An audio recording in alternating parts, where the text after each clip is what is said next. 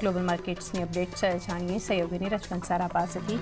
Neeraj, good morning. આજનું setup શું કહી રહ્યું છે વૈશ્વિક બજારો તરફથી? જી ગુડ મોર્નિંગ. થોડાક નબળા સંકેતો જ આજે આપણને સોમવારના શરૂઆતમાં મળી રહ્યા છે, કારણ કે જો શુક્રવારના દિવસે આપણને અમેરિકાના બજારોની અંદર એક મોટા ઘટાડા સાથેનું જ કામકાજ જોવા મળ્યું હતું. ખાસ કરીને જો ડાઉ જોન્સ લગભગ 0.5% જેટલો, નાસ્ડેક 2.25% જેટલો, તો S&P 500માં આપણને 1.25% જેટલો ઘટાડો શુક્રવારના સેશનમાં અહીંયાથી ખાસ કરીને જોવા મળ્યો હતો. પરંતુ હવે બજારની નજર અહીંયાથી ખાસ કરીને ડિસેમ્બરની અંદર જે ફેડની બેઠક થવાની છે એને લઈને અહીંયાથી વધારે મહત્વનો ફોકસ રહેશે, કારણ કે લગભગ હવે 62% લોકોને ડિસેમ્બરની અંદર લાગી રહ્યું છે કે જે વ્યાજદર કાપ છે એ માત્ર 5% જેટલો જ આવી શકે છે, એવું અનુમાન લગભગ અત્યારે બજારના લોકો લગાવી રહ્યા છે. જો કે આપણે ગયા અઠવાડિયાની વાત કરીએ તો ગયા અઠવાડિયે આજે આંકડો હતો એ લગભગ 80% લોકો એવું માની રહ્યા હતા કે 5% વ્યાજદર કાપ આવશે, પરંતુ અહીંથી હવે લોકોને આશા ઘટી રહી છે કે વ્યાજદર કાપ અહીંયા કોઈપણ પ્રકારનો આવી શકે છે.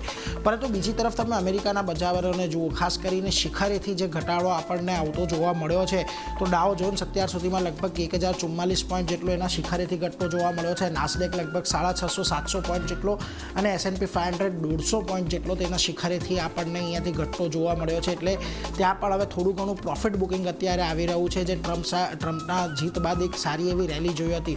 પરંતુ ગયું સપ્તાહ અહીંયાથી અમેરિકાના બજારો માટે ખાસ કરીને થોડું ઘણું નબળું જ રહ્યું હતું. ગયા સપ્તાહે અમેરિકાના બજારમાં એક ઘટાડા તરફી જ કારોબાર જોવા મળ્યો, જેમાં ડાઉ જોન્સ 1%, S&P 500 2% અને નાસ્ડેક 3% જેટલો આપણને ગયા અઠવાડિયે ઘટતો જોવા મળ્યો છે. એટલે એના પર એક ખાસ ધ્યાન રાખવાનું છે.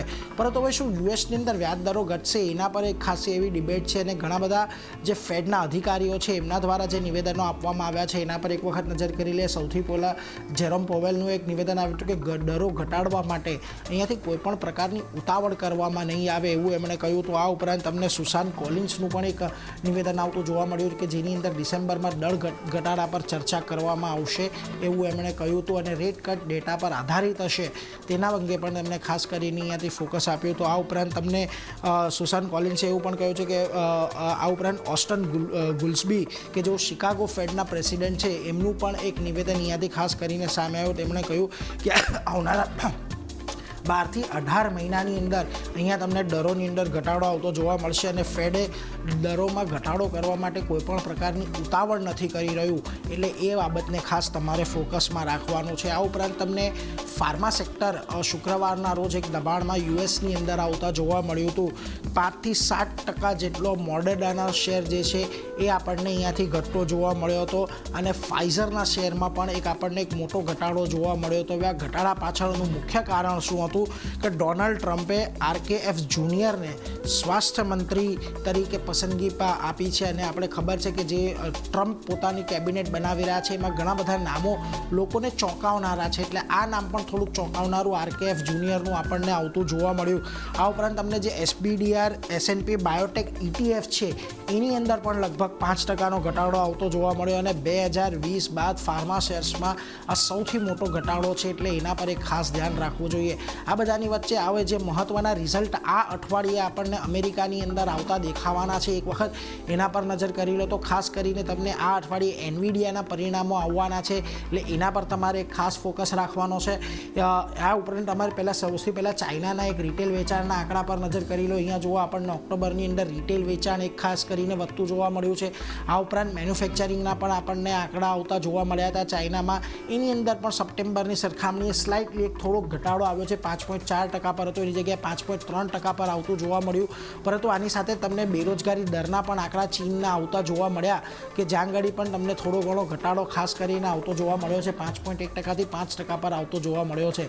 પરંતુ હવે આવતું અઠવાડિયું જે અમેરિકાના બજારો માટે છે ઘણું મહત્વનું રહેવાનું છે, કારણ કે ત્યાં આગળ પરિણામો જાહેર થવાના છે, અને એનવીડિયા જેવી મોટી કંપનીઓ આવતા અઠવાડિયે અહીંયાથી ખાસ કરીને પરિણામો જાહેર કરવાની છે. એટલે એના પર તમારે ખાસ ફોકસ રાખવાનો છે. જો વોલમાર્ટના મંગળવારે, એનવીડિયાના બુધવારે, PDD હોલ્ડિંગ્સ, ડીરેન કંપની, આ બધાના બુધવાર, ગુરુવાર, મંગળવારની આજુબાજુ પરિણામો આવવાના છે. એટલે આ બધા પર પણ ખાસ ફોકસ તમારે અહીંયાથી રાખવાનો છે. આ બધાની વચ્ચે આજના એશિયન બજારના ટ્રેન્ડ પર નજર કરી લો તો જુઓ તમને ખાસ કરીને થોડોક મિશ્ર કારોબાર આજે એશિયાના બજારો તરફથી મળતો જોવા મળી રહ્યો છે.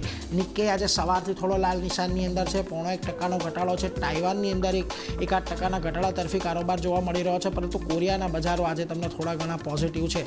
બીજી તરફે ચાઇનાના બજારોમાં પણ થોડી ઘણી પોઝિટિવિટી છે. જુઓ ખાસ કરીને તમને શાંઘાઈ અને સ્ટ્રેટ ટાઈમ્સની અંદર પણ એક પોઝિટિવિટી જોવા મળી રહી છે. હેંગસેંગ પણ 1.5% ઉપર છે એટલે થોડાક મિશ્ર કારોબાર આપણને ખાસ કરીને અહીંયાથી મળતા દેખાઈ રહ્યા છે. હવે ગયા અઠવાડિયાનું જે ક્લોઝિંગ હતું એ ઘણું મહત્વનું હતું અને નિફ્ટી ફ્યુચર્સ ગયા અઠવાડિયે લગભગ 23,601ની આજુબાજુ બંધ થયું હતું ગયા ગુરુવારના રોજ.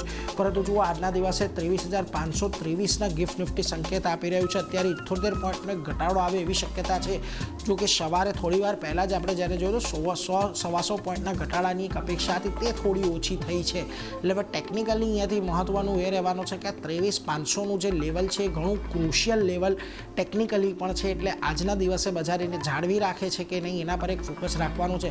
પરંતુ ક્લિયરલી આજે જે વૈશ્વિક બજાર તરફથી આપણને ચાંદની સંકેતો મળી રહ્યા છે એ ઘણા મિશ્ર છે. જી, તો એક મિક્સ